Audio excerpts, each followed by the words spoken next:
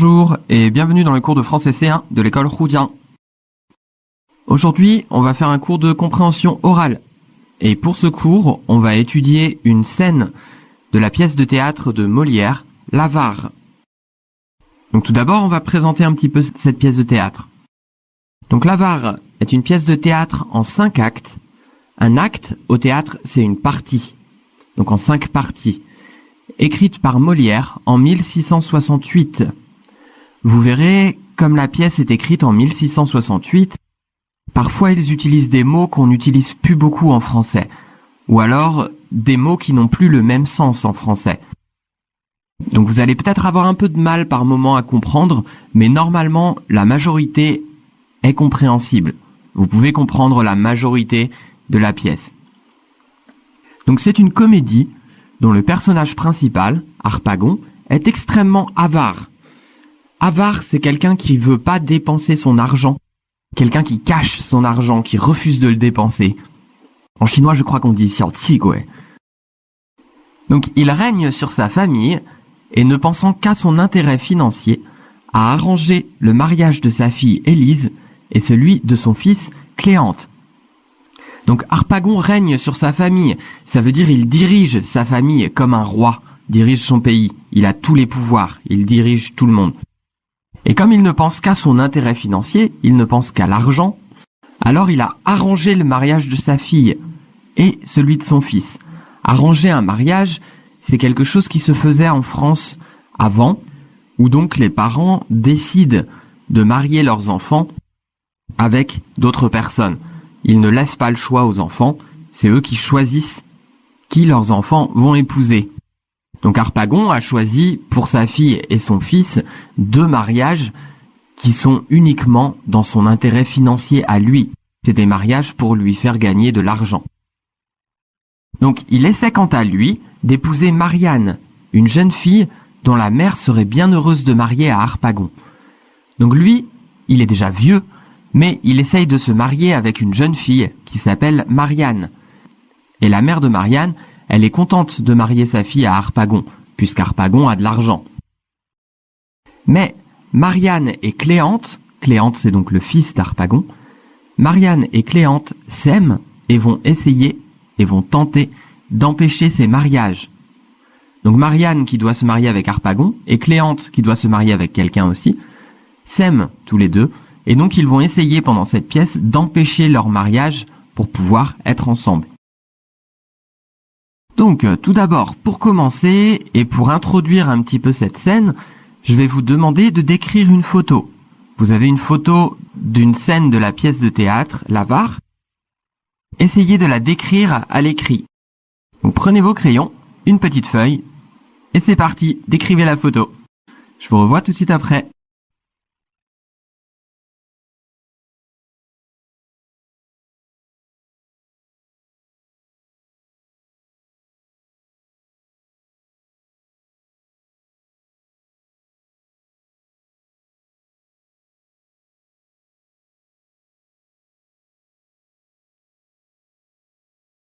Voilà, donc voici la description que j'ai faite de la photo. Donc sur cette image, on peut voir un homme âgé, vêtu de noir, s'apprêtant à battre un jeune homme avec un bâton. Battre quelqu'un, ça veut dire taper quelqu'un, frapper quelqu'un. Le jeune homme essaie de se protéger avec son bras. Il porte une chemise blanche, un béret, un pantalon et un gilet bleu. Un béret, si vous ne savez pas ce que c'est le chapeau que porte cet homme. Un chapeau très français, le béret. Donc cette image est tirée de l'adaptation de L'Avare par et avec Louis de Funès. Il y joue Harpagon, à droite sur l'image. Vous voyez la personne à droite sur l'image, la personne âgée, c'est un acteur français très connu, vous le connaissez sûrement, qui s'appelle Louis de Funès. Et donc il a adapté la pièce L'Avare à la télévision. Et dans cette pièce, il joue Harpagon.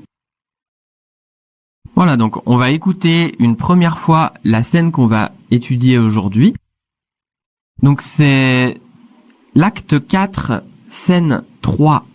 Donc l'acte 4, ça veut dire la 4e partie de la pièce.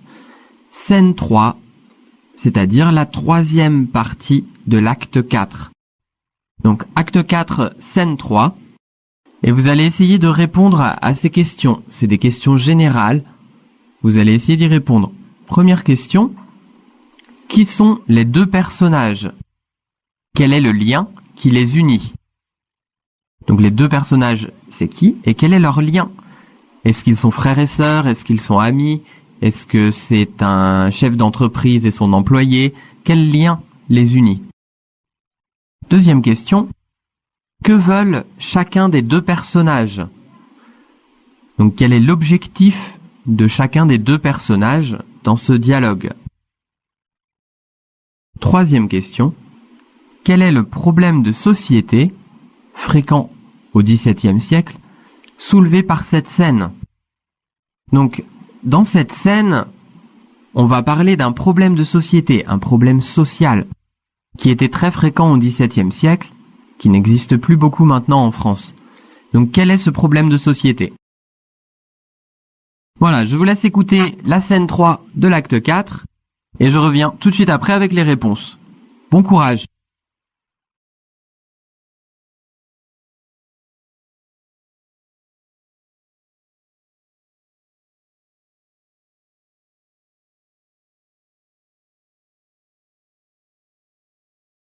Alors ça, intérêt de belle-mère à part, que te semble à toi de cette personne? Ce qui m'en semble. Oui, de son air, de sa taille, de sa beauté, de son esprit. Là... Mais encore. À vous en parler franchement, je ne l'ai pas trouvé ici ce que je l'avais cru. Son air est de franche coquette. Sa taille est assez gauche, sa beauté très médiocre et son esprit est plus commun. Ne croyez pas que ce soit mon père pour vous en dégoûter, car belle-mère pour belle-mère, j'aime autant celle-là qu'une autre. Tu lui disais tantôt pourtant... Ah, je lui ai dit quelques douceurs en votre nom, mais c'était pour vous plaire. Si bien donc que tu n'aurais pas d'inclination pour elle. Moi? Point du tout. J'en suis fâché. Car cela rompt une pensée qui m'était venue dans l'esprit. J'ai fait, en la voyant ici, réflexion sur mon âge. Et j'ai songé qu'on pourra trouver à redire de me voir marié à une si jeune personne. Cette considération m'en faisait quitter le dessin, et comme je l'ai fait demander que je suis pour elle engagé de parole, je te l'aurais donné, sans la version que tu témoignes. À moi? À toi. En mariage? En mariage. Écoutez, il est vrai qu'elle n'est pas forte à mon goût, mais... Pour vous faire plaisir, mon père, je me résoudrai à l'épouser, si vous voulez. Moi, je suis plus raisonnable que tu ne penses, je ne veux point forcer ton inclination. Pardonnez-moi, je me ferai cet effort pour l'amour de vous. Non, non, un mariage ne saurait être heureux où l'inclination n'est pas. C'est une chose, mon père, qui peut-être viendra ensuite. Et l'on dit que l'amour est souvent un fruit du mariage. Non, du côté de l'homme, on ne doit point risquer l'affaire, et ce sont des suites fâcheuses où je n'ai garde de me commettre. Si tu avais senti quelque inclination pour elle, à la bonne heure. Je te l'aurais fait épouser au lieu de moi. Mais, cela n'étant pas, je suis vraiment premier dessein. Et je l'épouserai moi-même. Eh bien, mon père, puisque les choses sont ainsi, il faut vous découvrir mon cœur. Il faut vous révéler notre secret. La vérité est que je l'aime depuis un jour que je la vis dans une promenade, que mon dessein était tantôt de vous la demander pour femme, et que rien ne m'a retenu que la déclaration de vos sentiments et la crainte de vous déplaire. Lui avez-vous rendu visite? Oui, mon père. Beaucoup de fois? Assez pour le temps qu'il y a. Vous a-t-on bien reçu? Fort bien, mais sans savoir qui j'étais. Et c'est ce qui a fait tantôt la surprise de Marianne. Lui avez-vous déclaré votre passion et le dessein où vous étiez de l'épouser? Sans doute, et même j'en avais fait à sa mère quelque peu d'ouverture. A-t-elle écouté pour sa fille votre proposition? Oui, fort civilement. Et la fille correspond-elle fort à votre amour? Si j'en dois croire les apparences, je me persuade, mon père, qu'elle a quelque bonté pour moi. Je suis bien aise d'avoir appris un tel secret. Et voilà justement ce que je demandais. Orsu, mon fils, savez-vous ce qu'il y a? C'est qu'il faut songer, s'il vous plaît, à vous défaire de votre amour, à cesser toutes vos poursuites auprès d'une personne que je prétends pour moi, et à vous marier dans peu avec celle qu'on vous destine. Oui, mon père, c'est ainsi que vous me jouez. Eh bien, puisque les choses en sont venues là, je vous déclare, moi, que je ne quitterai point la passion que j'ai pour Marianne. qu'il n'y a point d'extrémité où je ne m'abandonne pour vous disputer sa conquête, et que si vous avez pour vous le consentement d'une mère, j'aurai d'autres secours, peut-être, qui combattront pour moi. Comment, Pondard, tu as l'audace d'aller sur mes brisées? C'est vous qui allez sur les miennes, et je suis le premier en date. Ne suis-je pas ton père et ne me dois-tu pas respect? Ce ne sont point ici des choses où les enfants soient obligés de déférer au père, et l'amour ne connaît personne. Je ferais bien me connaître avec de bons coups de bâton. Toutes vos menaces ne feront rien. Tu renonceras à Marianne. Pas du tout. Donnez-moi un bâton tout à l'heure.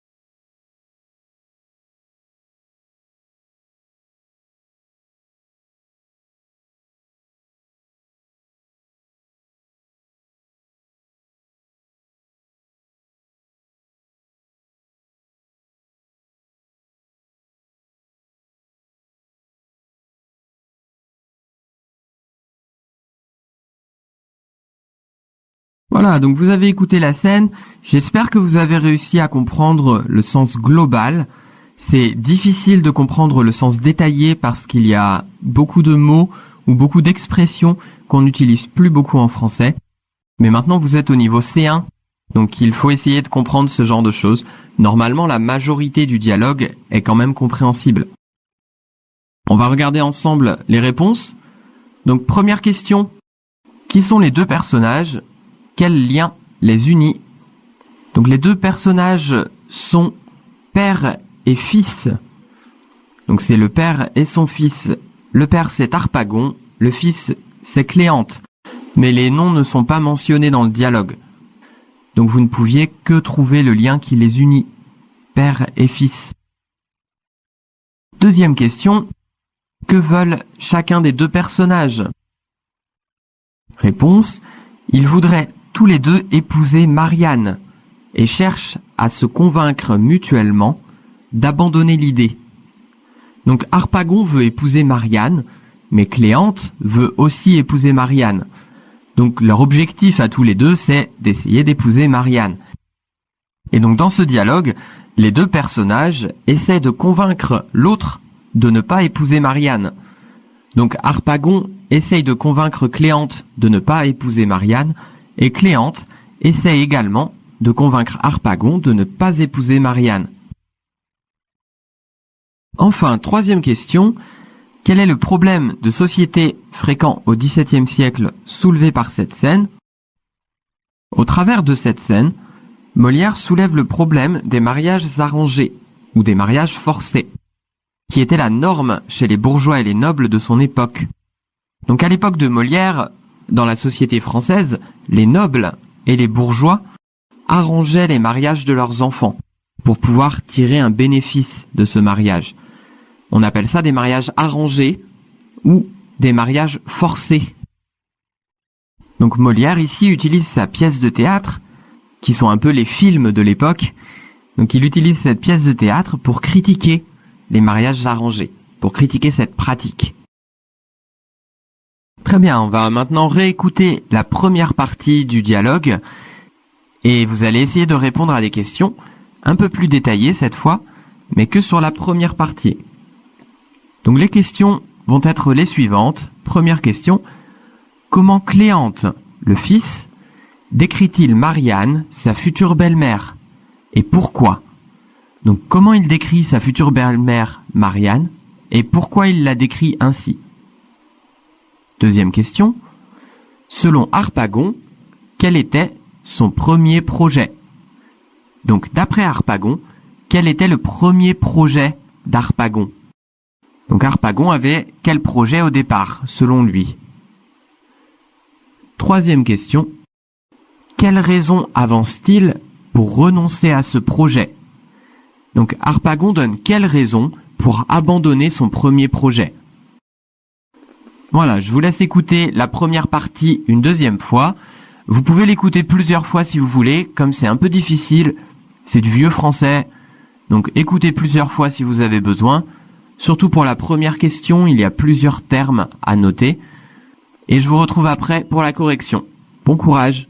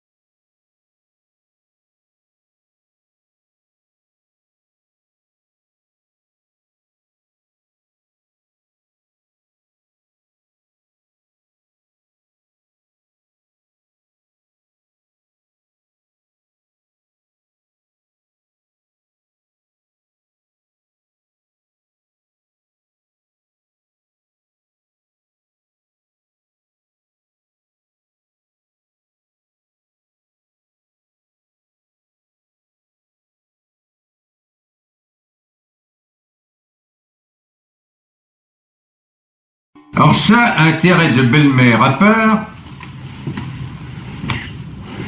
que te semble à toi de cette personne? Ce qui m'en semble. Oui, de son air, de sa taille, de sa beauté, de son esprit. Là... Mais encore. À vous en parler franchement, je ne l'ai pas trouvé ici ce que je l'avais cru. Son air est de franche coquette. Sa taille est assez gauche, sa beauté très médiocre et son esprit est plus commun. Ne croyez pas que ce soit mon père pour vous en dégoûter, car belle-mère pour belle-mère, j'aime autant celle-là qu'une autre. Tu lui disais tantôt pourtant... Ah, je lui ai dit quelques douceurs en votre nom, mais c'était pour vous plaire. Si bien donc que tu n'aurais pas d'inclination pour elle. Moi? Point du tout. J'en suis fâché. Car cela rompt une pensée qui m'était venue dans l'esprit. J'ai fait, en la voyant ici, réflexion sur mon âge. Et j'ai songé qu'on pourra trouver à redire de me voir marié à une si jeune personne. Cette considération m'en faisait quitter le dessein, et comme je l'ai fait demander que je suis pour elle engagé de parole, je te l'aurais donné, sans la version que tu témoignes. À moi? À toi, Au mariage? en mariage. Écoutez, il est vrai qu'elle n'est pas forte à mon goût, mais pour vous faire plaisir, mon père, je me résoudrai à l'épouser, si vous voulez. Moi, je suis plus raisonnable que tu ne penses, je ne veux point forcer ton inclination. Pardonnez-moi, je me ferai cet effort pour l'amour de vous. Non, non, un mariage ne saurait être heureux où l'inclination n'est pas. C'est une chose, mon père, qui peut-être viendra ensuite. Et l'on dit que l'amour est souvent un fruit du mariage. Non, du côté de l'homme, on ne doit point risquer l'affaire, et ce sont des suites fâcheuses où je n'ai garde de me commettre. Si tu avais senti quelque inclination pour elle, à la bonne heure, je te l'aurais fait épouser au lieu de moi. Mais, cela n'étant pas, je suis vraiment premier des saints. Et je l'épouserai moi-même. Eh bien, mon père, puisque les choses sont ainsi, il faut vous découvrir mon cœur. Il faut vous révéler notre secret. La vérité est que je l'aime depuis un jour que je la vis dans une promenade, que mon dessein était tantôt de vous la demander pour femme, et que rien ne m'a retenu que la déclaration de vos sentiments et la crainte de vous déplaire. Lui avez-vous rendu visite? Oui, mon père. Beaucoup de fois? Assez pour le temps qu'il y a. Vous a-t-on bien reçu? Fort bien, mais sans savoir qui j'étais. Et c'est ce qui a fait tantôt la surprise de Marianne. Lui avez-vous déclaré votre passion et le dessein où vous étiez de l'épouser? Sans doute, et même j'en avais fait à sa mère quelque peu d'ouverture. A-t-elle écouté pour sa fille votre proposition? Oui, fort civilement. Et la fille correspond-elle fort à votre amour? Si j'en dois croire les apparences, je me persuade, mon père, qu'elle a quelque bonté pour moi. Je suis bien aise d'avoir appris un tel secret. Et voilà justement ce que je demandais. Orsu, mon fils, savez-vous ce qu'il y a? C'est qu'il faut songer, s'il vous plaît, à vous défaire de votre amour, à cesser toutes vos poursuites auprès d'une personne que je prétends pour moi, et à vous marier dans paix avec celle qu'on vous destine. Oui, mon père, c'est ainsi que vous me jouez. Eh bien, puisque les choses en sont venues là, je vous déclare, moi, que je ne quitterai point la passion que j'ai pour Marianne, qu'il n'y a point d'extrémité où je ne m'abandonne pour vous disputer sa conquête, et que si vous avez pour vous le consentement d'une mère, j'aurai d'autres secours, peut-être, qui combattront pour moi. Comment, Pondard, tu as l'audace d'aller sur mes brisées? C'est vous qui allez sur les miennes, et je suis le premier en date. Ne suis-je pas ton père, et ne me dois-tu pas respect? Ce ne sont point ici des choses où les enfants soient obligés de déférer au père, et l'amour ne connaît personne. Je ferais bien me connaître avec de bons coups de bâton. Toutes vos menaces ne feront rien. Tu renonceras à Marianne. Pas du tout. Donnez-moi un bâton tout à l'heure.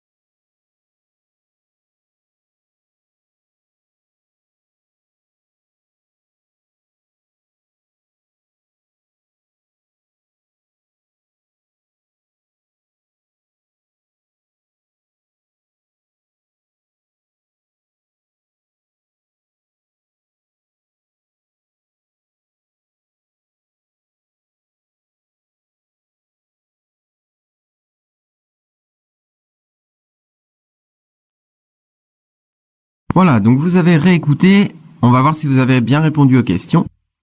Première question, comment Cléante, le fils, décrit-il Marianne, sa future belle-mère? Et pourquoi? Alors la réponse, Cléante décrit Marianne comme coquette, sa taille comme gauche, sa beauté comme médiocre, son esprit comme très commun. Par cette description peu flatteuse, Cléante souhaite dégoûter son père de Marianne. Donc, Cléante donne une mauvaise description de Marianne.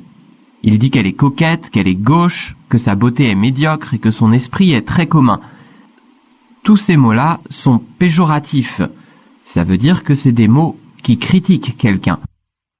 Des mots qui sont pas très gentils. Alors pourquoi est-ce qu'il fait cette description? Une description peu flatteuse, c'est une mauvaise description. Pourquoi il fait cette description à son père? C'est parce que son objectif, c'est justement de convaincre son père de ne pas épouser Marianne. Donc il lui dit que Marianne n'est pas une bonne épouse. Elle n'est pas belle, elle n'a pas d'esprit, ça veut dire elle n'est pas intelligente, etc., etc.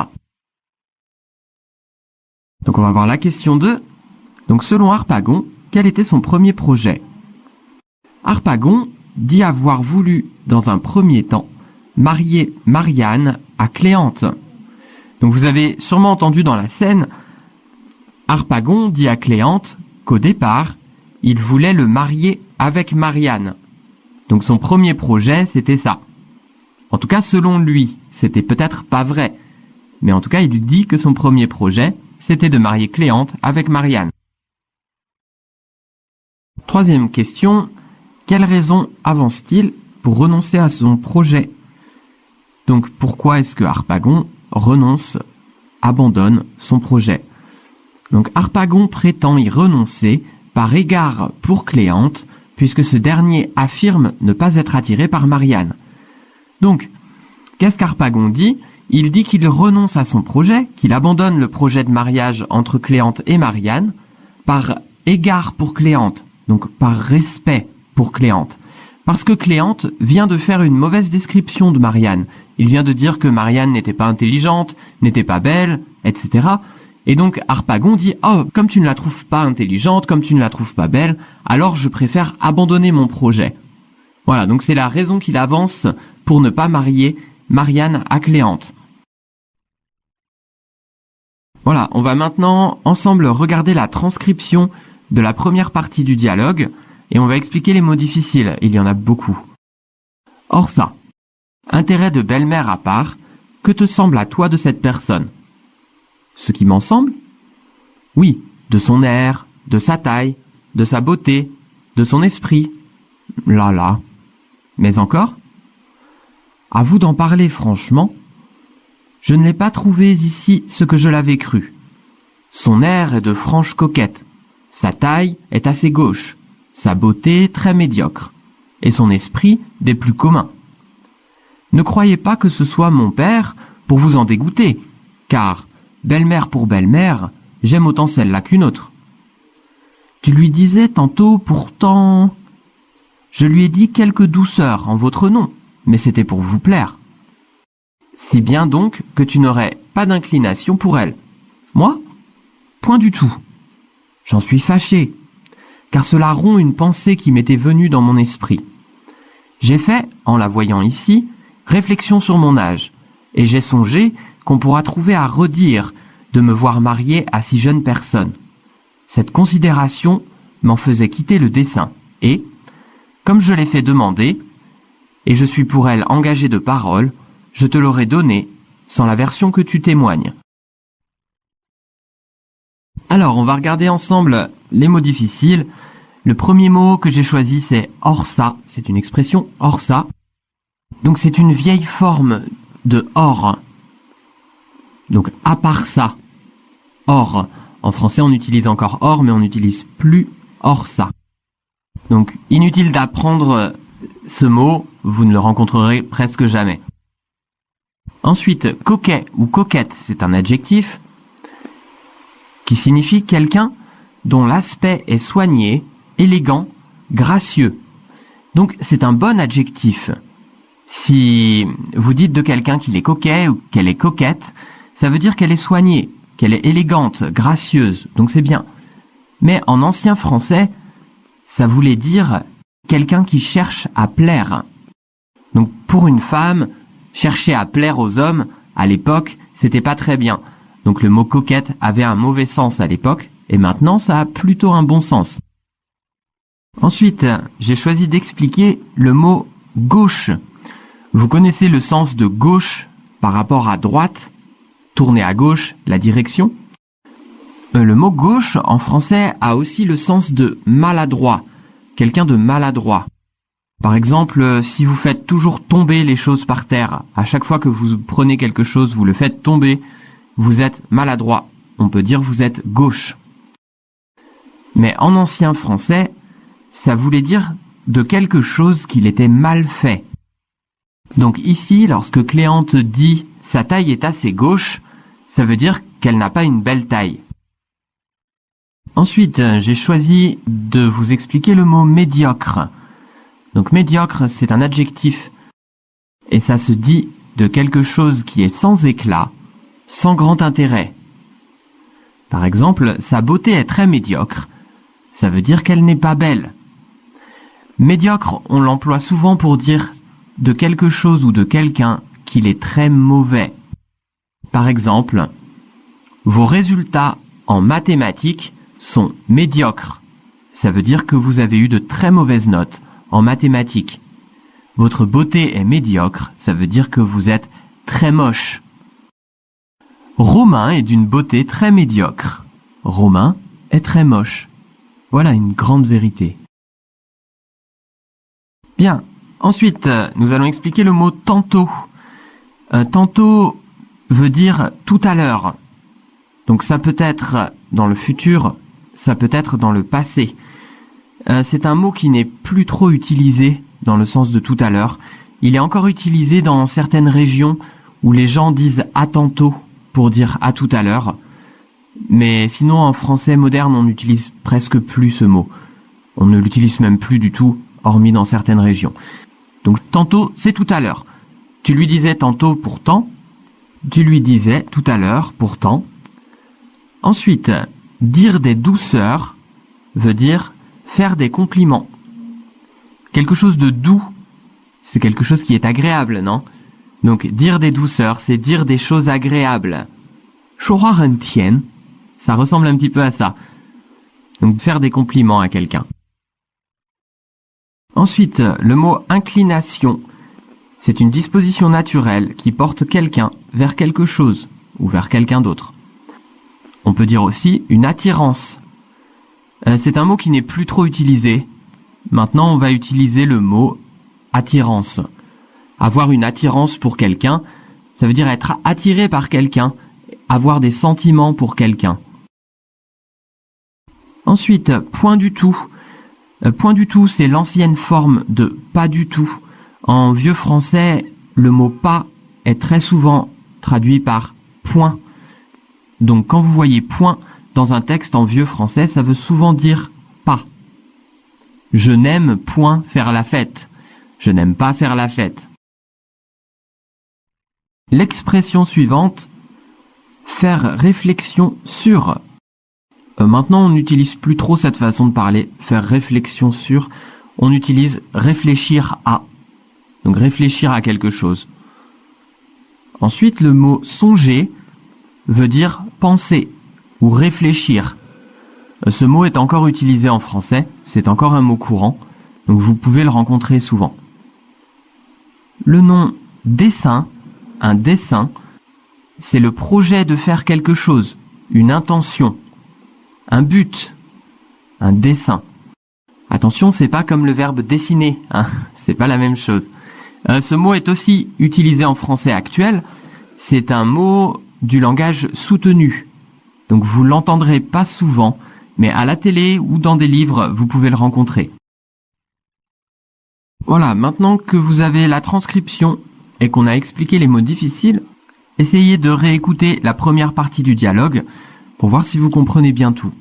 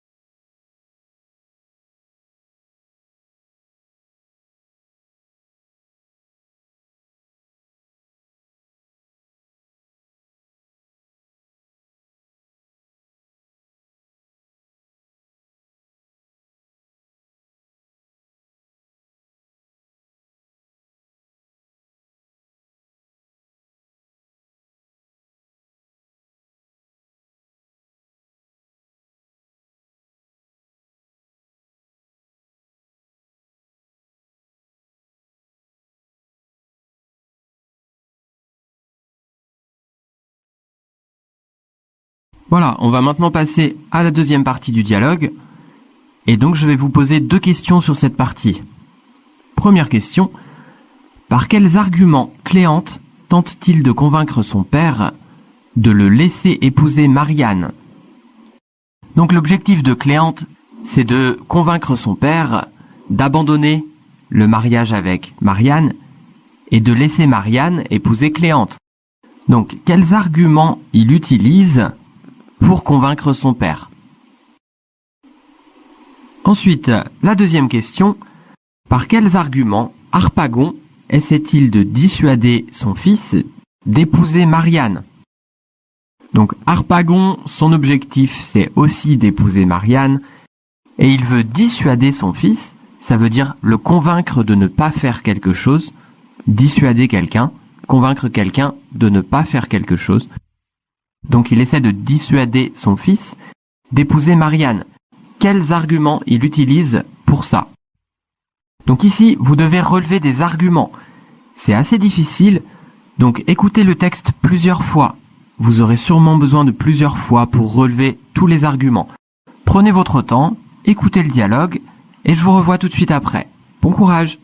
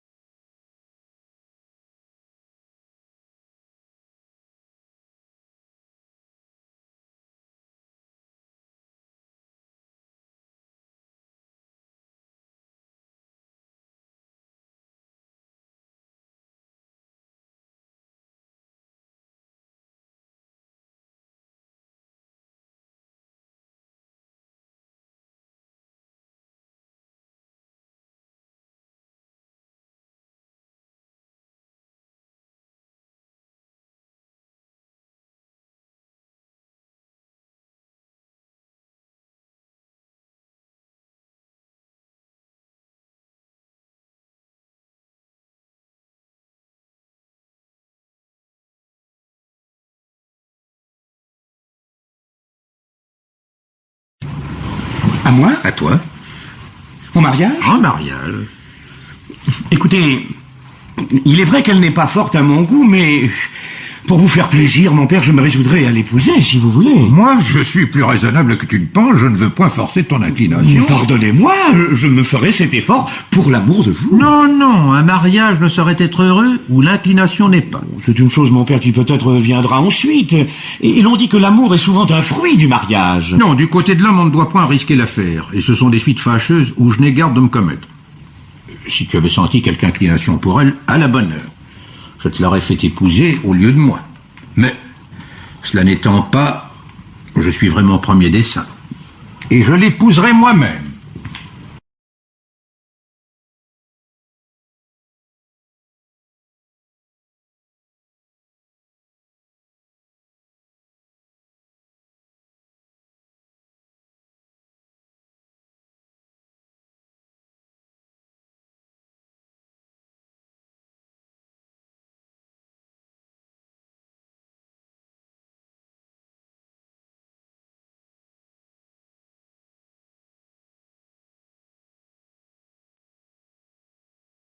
Voilà, donc vous avez réécouté la deuxième partie.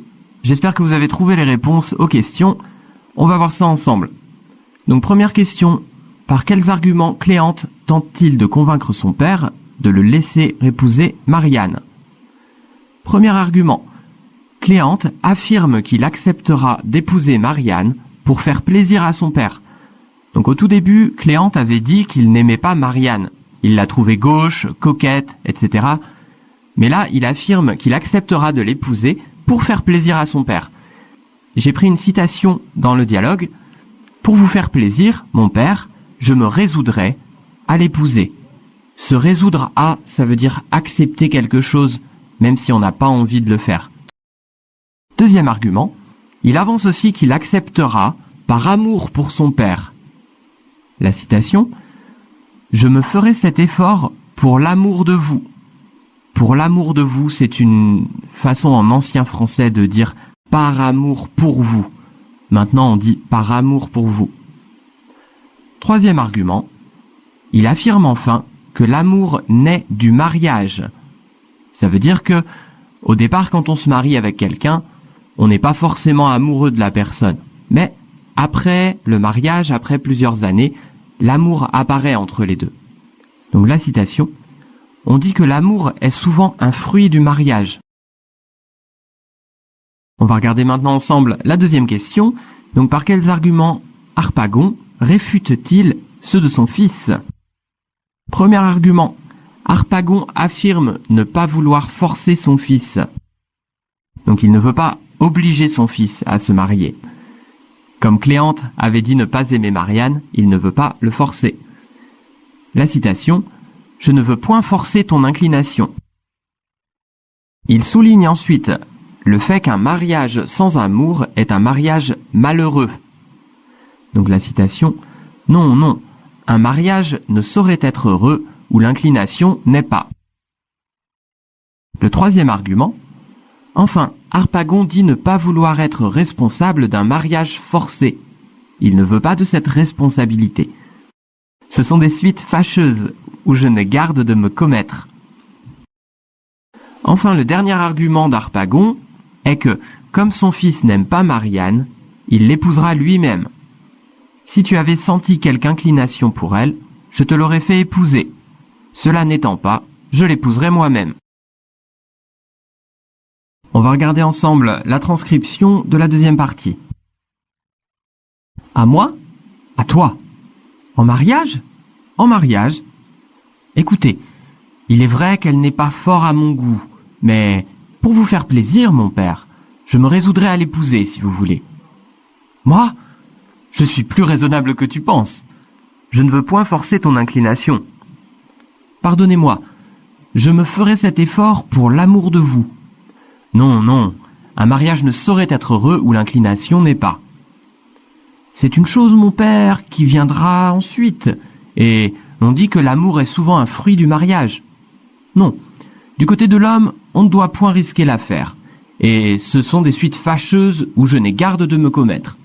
Si tu avais senti quelque inclination pour elle, à la bonne heure, je te l'aurais fait épouser au lieu de moi, mais cela n'étant pas, je suivrai mon premier dessein, et je l'épouserai moi-même. Donc, dans la deuxième partie, il n'y a pas beaucoup de mots difficiles. On a expliqué déjà beaucoup de mots. La plupart des mots qui restent ne sont pas très difficiles. On va voir ensemble les mots que j'ai sélectionnés. Alors, tout d'abord, un verbe, se résoudre à faire quelque chose. Se résoudre à, ça veut dire finalement consentir à quelque chose. Finalement, accepter quelque chose. Donc ça veut dire accepter de faire quelque chose qu'on ne voulait pas faire au départ. Ensuite, j'ai choisi le nom fruit. Donc vous connaissez le sens de fruit. Un fruit, c'est par exemple une pomme, c'est un fruit. Une poire, c'est un fruit. Mais en français, le mot fruit a également un second sens. Ça a le sens de effet ou de résultat. Donc le fruit de quelque chose, c'est le résultat de quelque chose. Par exemple, on dit souvent le fruit du mariage, ce sont les enfants. Ensuite, une expression, n'avoir garde de. Donc c'est une ancienne expression, on ne l'utilise plus comme ça aujourd'hui, mais on peut la comprendre parce qu'actuellement on utilise l'expression se garder de. Et ça veut dire s'abstenir, ou alors ne pas faire. Ne pas faire quelque chose, s'abstenir de faire quelque chose. On dit se garder de faire quelque chose. Par exemple, je me garde bien d'apprendre le français, c'est trop difficile. Enfin, une autre expression, à la bonne heure. C'est une expression qu'on utilise encore aujourd'hui en français actuel. À la bonne heure marque une approbation. C'est l'équivalent de très bien. Par exemple, tu aimes danser? À la bonne heure, moi aussi. Voilà, donc on a expliqué la plupart des mots difficiles de cette deuxième partie. Je vous conseille de la réécouter une fois, 2 fois, 3 fois, avec la transcription et avec l'explication des mots, et voir si vous comprenez un peu mieux.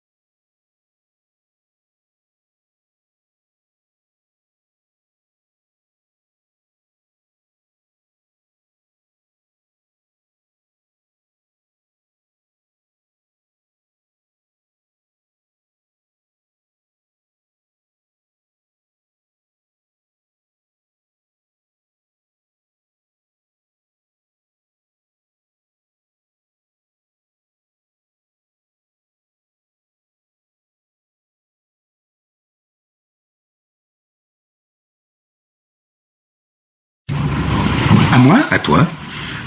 En mariage? En mariage.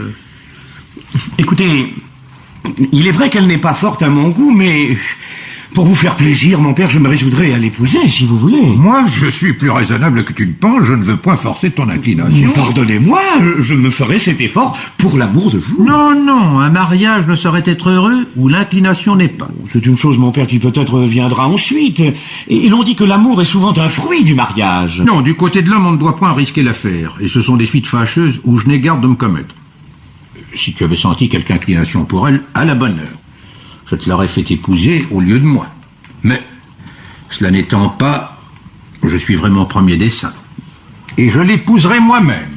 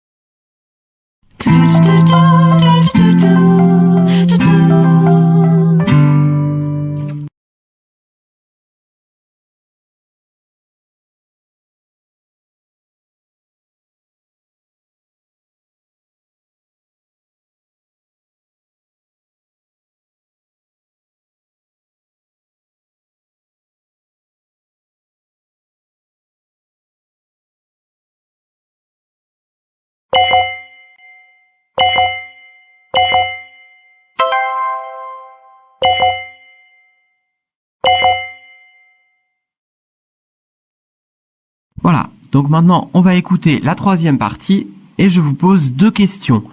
Première question, en entendant la décision d'Harpagon d'épouser Marianne, comment il réagit? Qu'est-ce qu'il dit? Qu'est-ce qu'il fait? La dernière question, expliquez en quelques lignes comment se termine la scène. Je vous laisse répondre aux questions et je reviens tout de suite après.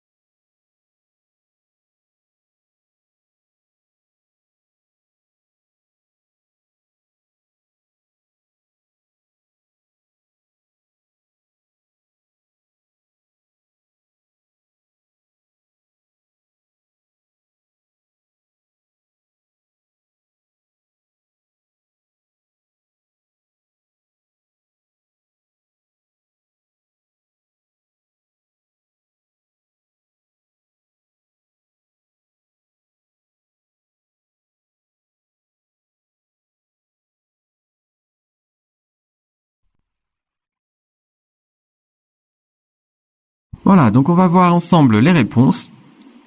Première question. En entendant la décision d'Harpagon d'épouser Marianne, comment réagit Cléante?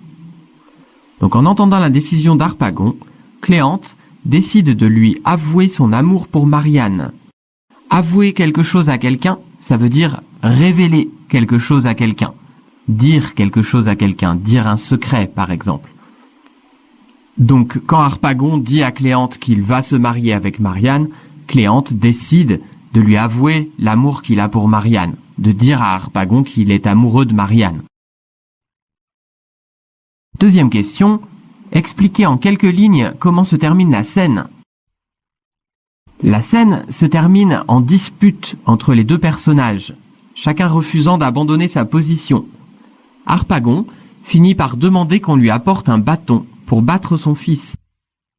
Donc à la fin de la scène, les deux personnages se disputent. Et à la toute fin de la scène, Harpagon demande même un bâton pour frapper son fils. Voilà, on va voir ensemble la fin de la transcription. Je l'ai séparée en deux parties parce qu'elle est très longue. Donc je commence par lire. Eh bien mon père, puisque les choses sont ainsi, il faut vous découvrir mon cœur, et il faut révéler notre secret. La vérité est que je l'aime depuis un jour que je la vis dans une promenade, que mon dessein était tantôt de vous la demander pour femme, et que rien ne m'a retenu que la déclaration de vos sentiments et la crainte de vous déplaire. Lui avez-vous rendu visite? Oui, mon père. Beaucoup de fois? Assez pour le temps qu'il y a. Vous a-t-on bien reçu? Fort bien, mais sans savoir qui j'étais. Et c'est ce qui a fait tantôt la surprise de Marianne. Lui avez-vous déclaré votre passion et le dessein que vous étiez de l'épouser? Sans doute.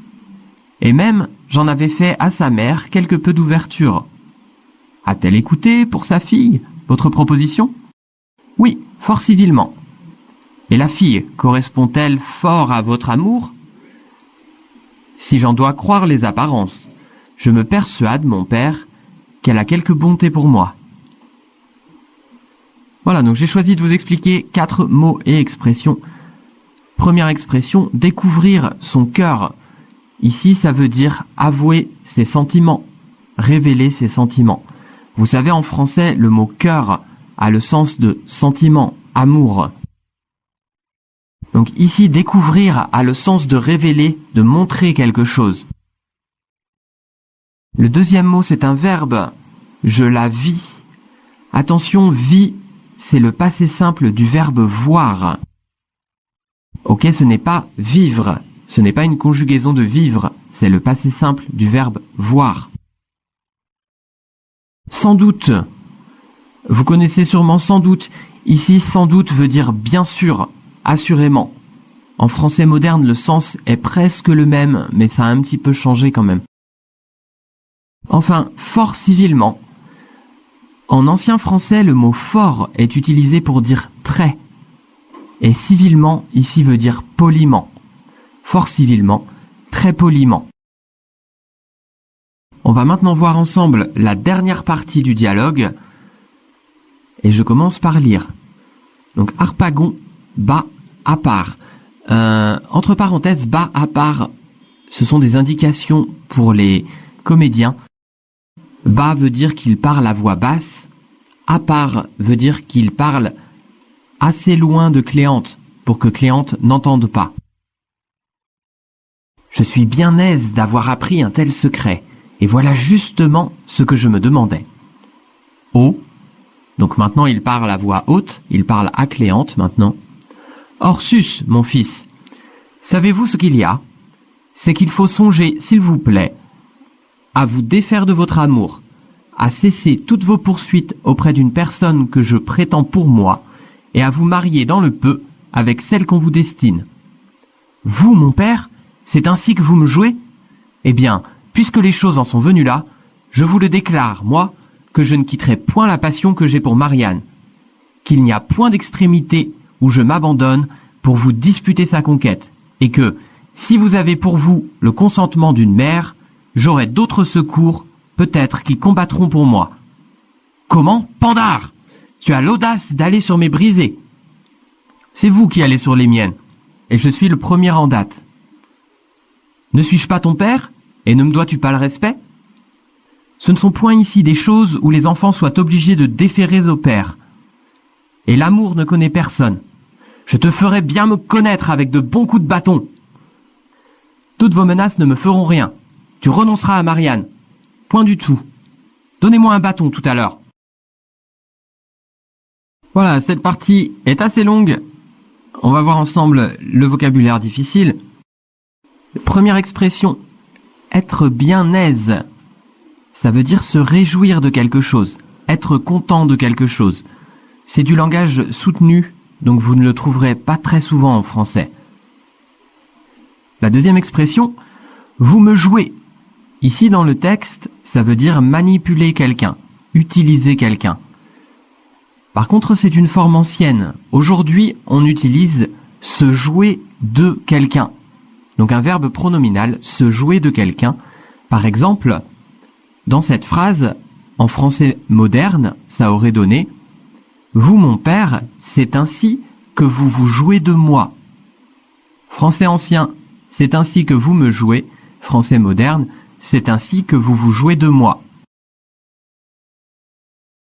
Ensuite, j'ai choisi d'expliquer une phrase, parce qu'il y a une phrase assez difficile.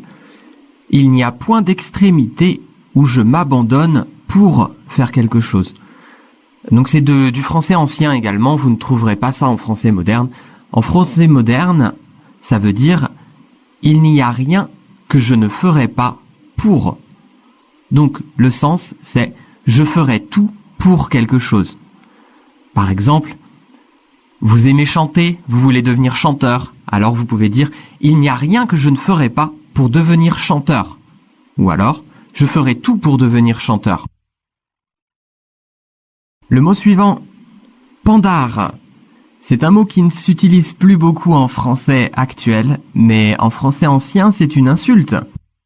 Ça veut dire qui mérite d'être pendu, qui devrait être pendu. Donc, qui mérite la mort, qui devrait être mort. Être pendu, pendre quelqu'un, ça veut dire attacher une corde autour de son cou et le suspendre par le cou jusqu'à ce qu'il meure. Ça, c'est pendre quelqu'un. Donc, pandare, c'est quelqu'un qui mérite d'être pendu. Ensuite, nous avons le nom audace. Donc ici, audace, c'est l'insolence, l'impertinence. Avoir de l'audace, c'est avoir de l'insolence, avoir de l'impertinence. On pourrait dire aussi, par exemple, tu as de l'audace. On pourrait traduire par tu oses, oser faire quelque chose. L'expression suivante, aller sur mes brisés, c'est une ancienne expression. Si vous utilisez cette expression maintenant en France, personne ne va comprendre ce que vous dites. Donc c'est une ancienne expression pour dire me faire concurrence. Donc tu as l'audace d'aller sur mes brisés, ça veut dire comment oses-tu me faire concurrence. Ensuite nous avons un verbe, déférer. Déférer signifie se conformer au désir de quelqu'un par respect pour lui, par égard pour son âge. Donc ça veut dire accepter de faire quelque chose parce qu'on respecte quelqu'un. Par exemple, quelqu'un veut qu'on fasse quelque chose, on n'a pas envie, mais on accepte par respect. Par exemple, ici, il dit « Ce ne sont point ici des choses où les enfants soient obligés de déférer au père. » Il veut dire, ici, ce ne sont pas des choses que les enfants doivent accepter par respect de leur père. Et finalement, la dernière expression, c'est « tout à l'heure ». Alors, vous connaissez tous l'expression « tout à l'heure » en français, qui veut dire « dans quelques minutes » ou « il y a quelques minutes ». Mais en français ancien, « tout à l'heure » veut dire « tout de suite »,« maintenant ». Donc il dit « donnez-moi un bâton tout à l'heure ». Ça veut dire « donnez-moi un bâton maintenant, tout de suite ». Voilà, donc attention, le sens a changé de l'ancien français au français moderne. Voilà, donc on a fini de transcrire cette scène, d'expliquer les mots de vocabulaire. Je vous conseille de la réécouter plusieurs fois, avec la transcription d'abord, et avec tous les mots de vocabulaire, pour être sûr de bien comprendre le sens. Une fois que vous arrivez à la comprendre avec la transcription, réécoutez-la sans la transcription. de manière à développer votre compétence de compréhension orale.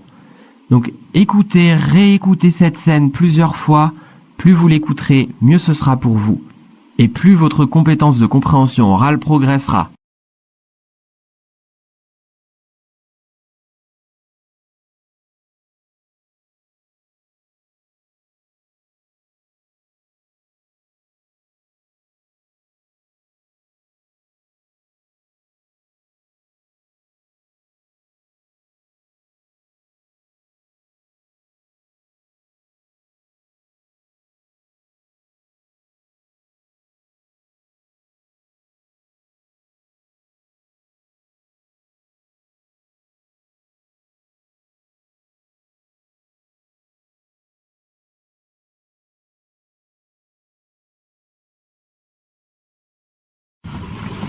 Eh bien, mon père, puisque les choses sont ainsi, il faut vous découvrir mon cœur.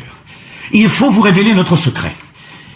La vérité est que je l'aime depuis un jour que je la vis dans une promenade, que mon dessein était tantôt de vous la demander pour femme, et que rien ne m'a retenu que la déclaration de vos sentiments et la crainte de vous déplaire. Lui avez-vous rendu visite? Oui, mon père. Beaucoup de fois? Assez pour le temps qu'il y a. Vous a-t-on bien reçu? Fort bien, mais sans savoir qui j'étais. Et c'est ce qui a fait tantôt la surprise de Marianne. Lui avez-vous déclaré votre passion et le dessein où vous étiez de l'épouser? Sans doute, et même j'en avais fait à sa mère quelque peu d'ouverture. A-t-elle écouté pour sa fille votre proposition? Oui, fort civilement. Et la fille correspond-elle fort à votre amour? Si j'en dois croire les apparences, je me persuade, mon père, qu'elle a quelque bonté pour moi. Je suis bien aise d'avoir appris un tel secret. Et voilà justement ce que je demandais. Orsu, mon fils, savez-vous ce qu'il y a?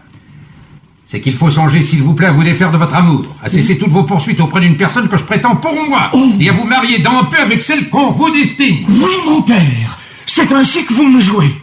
Eh bien, puisque les choses en sont venues là, je vous déclare, moi, que je ne quitterai point la passion que j'ai pour Marianne, qu'il n'y a point d'extrémité où je ne m'abandonne pour vous disputer sa conquête, et que si vous avez pour vous le consentement d'une mère, j'aurai d'autres secours, peut-être, qui combattront pour moi. Comment, Pandar, tu as l'audace d'aller sur mes brisées? C'est vous qui allez sur les miennes, et je suis le premier en date. Ne suis-je pas ton père, et ne me dois-tu pas respect? Ce ne sont point ici des choses où les enfants soient obligés de déférer au père, et l'amour ne connaît personne. Je ferais bien me connaître avec de bons coups de bâton. Toutes vos menaces ne feront rien. Tu renonceras à Marianne. Pas du tout. Donnez-moi un bâton tout à l'heure.